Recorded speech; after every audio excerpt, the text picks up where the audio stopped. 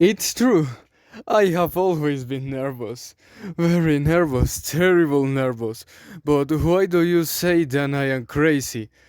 The illness made my senses stronger instead of destroying them or making them wither. And my hearing was the strongest of all. I could hear every on the earth and in the sky. I have many things from hell. So how I can be crazy? Listen and see how say I am when I tell you my story. It is impossible for me to say how idea first came into my head, but once I had it, it is same on Monday. I think it was his eye. Yes, that was it. He had an eye like a vulture, a pale blue eye, covered by a film. Every time he looked at me, my blood turned and cooled, and so, little by little, very slowly, I decided to kill the old man and get rid of that eye forever. Now pay attention. You think I am crazy, but crazy people don't know anything. But if you have seen me, if you have seen how well I did everything, how careful I was, how much I planned, how well I hid it, I was never kinder of the old man than a week before I killed him.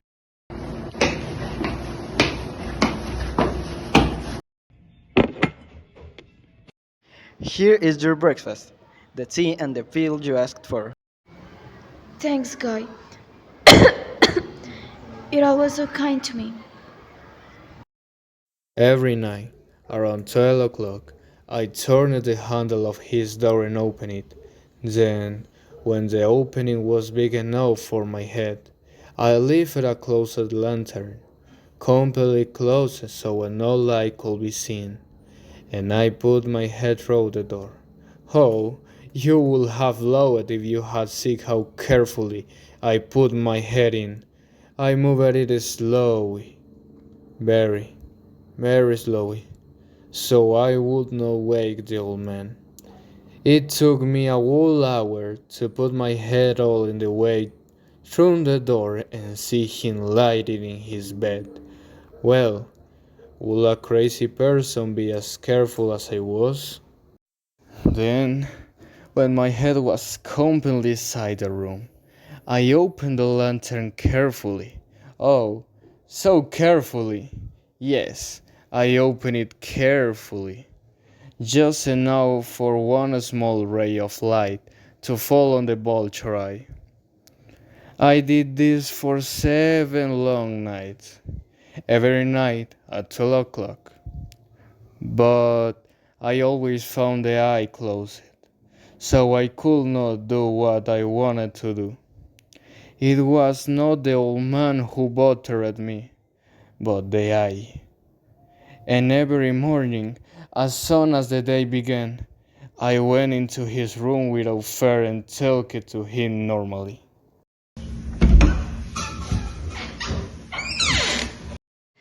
Good morning, sir. How was your night? Well, thank you. Just a little cold. You see, the old man would have had to be very smart to think I every night. At exactly 12 o'clock, I went to watch him while he was sleeping.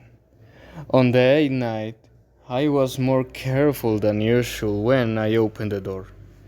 The hand of a clock moved faster at my hand.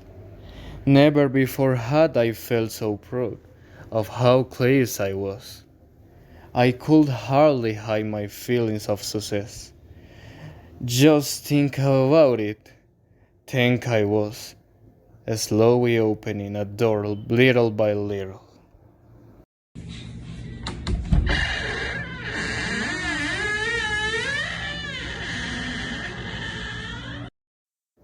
And he did not even know about my secret plans or throws.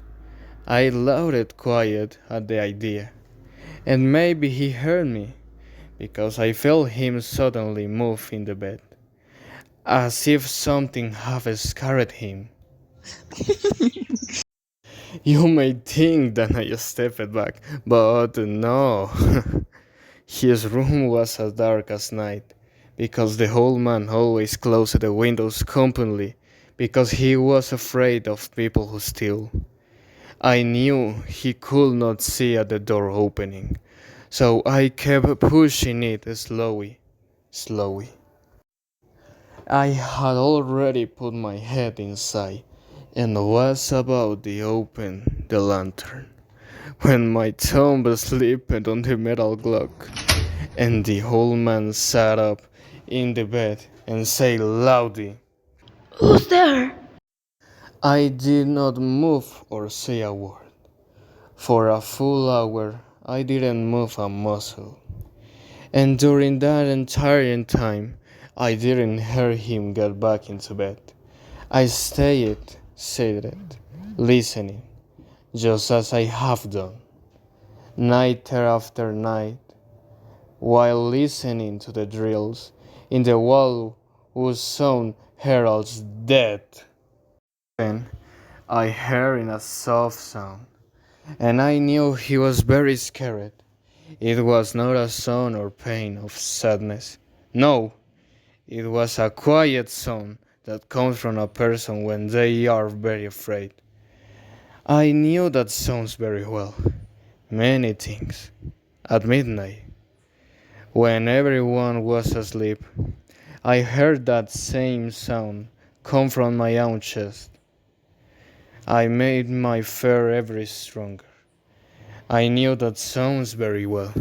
I understood how the old man felt, and I felt sorry for him, but inside I was longing. I knew he had been awake since the first smile sound. When he moved in bed, he tried to tell himself that the sound was nothing, but it did not sleep. It's nothing. It's just a wind or a cricket. Yes, he had tried to make himself better with those strokes, but it was useless. It was all useless because death was coming closer to him and was already around him. That's it why he could feel something, even if he could not see or hear it. He could feel that I was in the room. After waiting a long time, very patiently, and not hearing him lie down again, I decided to open a very small crack in the lantern. I did it very, very carefully until a thin line of light came out and I fell right on the vulture eye. It was open, wide open, and I began to get angry, and I looked at it. I could see it clearly. A dull blue eye, with a horrible film it that made my blood run cold. I could not see the old man's face or body, because the light was shining only on the cursed eye. Have I not told you that what you call madness is only very sharp senses? At the moment, I heard a soft and quickly sound, like a clock covering with cloth. That sound makes familiar to me. It was the beating of the old man's hair. It was very more angry, but I stayed calm and keep quiet. I could hardly breathe. I heard a lantern very still and tried to keep the lantern of the eye. At the same time, the old man Herbert was getting louder and louder. It became faster and faster, louder and louder every moment. The old man must have been very afraid. Louder and louder. Are you listening me carefully? I told you I was nervous. Yes, I am. And now, at midnight, in the silence of the old house, such a strange sound filled with a great fear. But I just controlled myself for a 4 minutes or still. But the herbert got louder and louder. I stood hearing would explode. Then I became afraid again. A neighbor could hear the sound. It was time to the old man to die. I gave a low short. I opened the lantern all the way and ran into the room. The old man cried only one time. 1 second was enough from me to throw him into the floor and put the heavy mattress on the top of him. I smiled happily when I saw how easily everything was, but for many minutes the heart kept beating with a loud sound. Of course, it was not worried, because nobody could hear it through in the walls. Finally, it stopped beating. The only man was dead. I lifted the mattress and looked at the body. Yes, he was dead. Completely dead. I put my hand on his head and kept it there for a long time. There was no even small beat. The old man was really dead. His eyes will not bother me again. If you continue thinking that I am crazy, you will stop when I describe the clever precatus I used to hide the body. The night was passing, while I did the work quickly, but silently. First of all, I cut her body into pieces. I cut off the head, arms, and legs. Then I lifted 3 boards from the floor in the room, and I hid the remains of the hole. Then I put the boards back so carefully that no human eye, not even his, could see any different. There was nothing to clean, no stain, no sink of blood. I was too careful for that. A tube had collected everything. When I finished the work, I was 4 for the morning, but it was still as dark at midnight. At the moment when the clock bells were heard, someone knocked at the street door. I went to open it, came.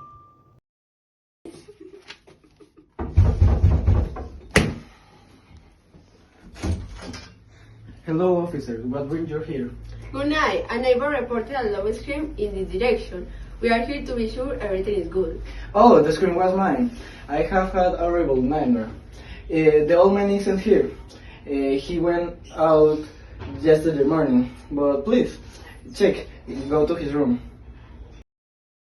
Finally, I took them to the dead man's bedroom. I showed them money and his things. Everything was in its place. I was very happy and confident, so I brought chairs into the room. I asked the policeman to sit down and rest. I was so sure that they didn't know anything, so I put my own chair exactly on the floor above the dead body. The officers were satisfied. My behavior convinced them. For my part, I feel perfectly comfortable. It's a beautiful house. Yes, thank you. And the weather looks like it will improve tomorrow. But after a short time, I started to look pale and I wanted them to leave. My head hurt and I heard an abusing sound in my ears. But the policeman staying there, sitting and talking. The sound became louder. I didn't stop and I got louder and louder. Spoke very loudly to forget the sound, but I didn't change. I became clearer until finally I understood that the sound was not in my ears. It was probably very pain. I continued talking faster and louder. The sound grew and grew. And what could I do? It was a low and faster sound, like a sound clock inside cotton. I gasped for air, but the policeman didn't hear anything. I spoke faster and with more energy, but the sound grew and grew. I stood up and argued about the stupid things very loudly and while big moves said. The big sound grew and grew. Why? Why? Why didn't they leave? I walking around the room. walking big steps, because I was very angry in those men. But I grew curiously. Oh God, what could I do? I was crazy with anger. I cursed, I swore. And the same about sweet in the chair where I was sitting. But the song was louder than ever else, and it grew continuously. Louder, louder, louder! At the same time, the men continued talking happily and smiling. Was it possible that they didn't hear it? God, God, no, no! Of course they heard it and they're suspense. They knew, and they're laughing at my horror. Yes, I took down that joke. It couldn't stare their fake smiles anymore. Sir, are you okay? Why are you here in the chair? So pretending evil ones, I confess, I killed him. Get up those boards. There, where his horrible heart is beating.